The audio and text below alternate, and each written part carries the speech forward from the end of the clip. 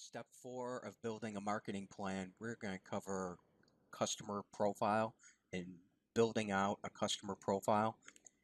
We're just going to ask three basic questions: who, how, and what. And the reason we're going to do that, I'm going to go back to the marketing plan, and over here on the left, we're filling out our customer profiles. And the reason we're doing that is over here, it's going to help us decide what content to use, what distribution, how they want to receive information, and what platforms to use. Because I think once you start going through this and thinking about this, the different types of people that we market to are going to want information differently. And that's why we're doing it. We're not just doing this for no reason. There's a specific practical reason why we're going to use an exercise like this. So to start the exercise, we're just going to ask these three basic questions, and you can get as detailed into it as you want. I'm trying to keep this pretty simple. Who are they? Age, and you don't have to get into the details. You can kind of just create categories of younger, middle-aged, older. Same with income level. It's more of lower, middle, higher. And the reason we're doing this is with age, that can completely change how they want to receive information and what platforms they use. And something like education level, that can change your content also and how you communicate with people. With a lower medium education level, you can probably get away with some grammar mistakes. But when you start to deal with executives or commercial property managers that have higher education level, you want to be a little more careful about making grammar mistakes and just the words you use.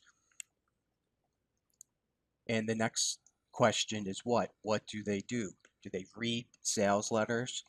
This is connected to age. A lot of younger people have probably never read a letter in their life, if you think about it, especially somebody under 30. I think it'd be pretty rare for them to read any kind of a print letter. That would be more geared towards an older demographic, especially over 50. Videos, obviously, videos are very important with younger demographics. So if you're approaching, say, restaurant managers, where a lot of restaurant managers are younger, so they videos might appeal to them. Networking, what networking groups do they belong to? If it's property managers, a lot of them are probably associated with BOMA or your local chamber of commerce. So this is why we are asking these questions.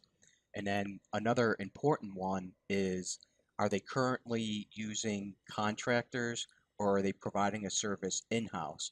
Because this is going to change your content. This is going to change your message. If they are in-house, you would want to be very careful about saying anything negative about their current cleaning status. They may take offense to it if you try to imply that their current cleaners are not good enough. But if they're contractors, then a negative message here or there wouldn't hurt. I think that can definitely work. People use negative messages all the time, but I just wouldn't do it for in-house.